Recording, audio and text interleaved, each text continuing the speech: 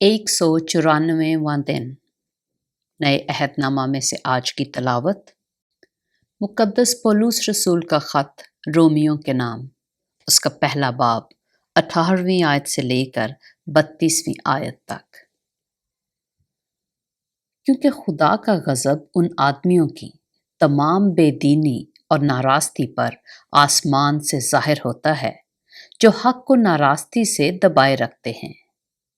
क्योंकि जो कुछ खुदा की निस्बत मालूम हो सकता है वो उनके बातिन में ज़ाहिर है, इसलिए कि खुदा ने उसको उन पर ज़ाहिर कर दिया।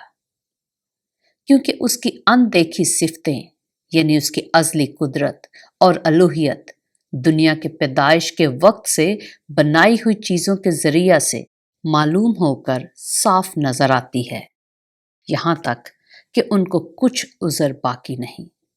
इसलिए कि अगरचे उन्होंने खुदा को जान तो लिया, मगर उसकी खुदाई के लायक उसकी तमजीद और शुक्रगुजारी ना की, बल्कि बातिल ख्यालात में पड़ गए और उनके बेसमझ दिलों पर अंधेरा छा गया। वो अपने आप को दाना जताकर बेवकूफ़ बन गए और गैर फ़ानी खुदा के जलाल को फ़ानी इंसान और परिंदों और चौपायों और कीड़े मकोड़ों की सूरत में बदल डाला। इस वास्ते खुदा ने उनके दिलों की ख्वाहिशों के मुताबिक उन्हें नापाकी में छोड़ दिया कि उनके बदन आपस में बेहुरमत किए जाएं, इसलिए कि उन्होंने खुदा की सच्चाई को बदलकर झूठ बना डाला और मखलूक़ात की ज़्यादा प्रस्तश और इबादत की बनिस्बत उस खालिक के जो अब तक महमूद है। आमीन। इसी सबब से खुदा ने उनको गंदी शहवतों में छोड़ दिया, यहाँ तक कि उनकी औरतों ने अपने तबई काम को खिलाफ तिबा काम से बदल डाला। इसी तरह मर्द भी औरतों से तबई काम छोड़कर आपस की शहवत से मस्त हो गए, यानी मर्दों ने मर्दों के साथ रूह स्याही के काम करके अपने आप में अपनी गुमराही के लायक बदला पाया। और जिस तरह उन्होंने खुदा को पहचानना नापसंद किया, उसी तरह खुदा ने भी उनको नापसंदीदा अक्ल के हवाला कर दिया कि नालायक हरकतें करें।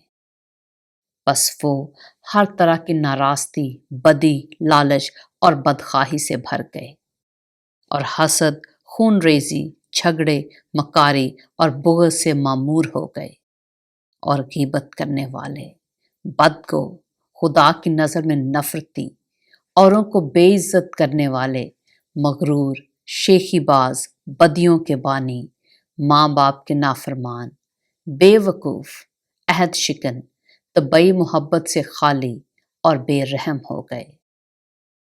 हालांकि वो खुदा का ये हुक्म जानते हैं कि ऐसे काम करने वाले मौत की सज़ा के लायक हैं, फिर भी ना फ़क्त आप ही ऐसे काम करते हैं बल्कि और करने वालों से भी खुश होते हैं।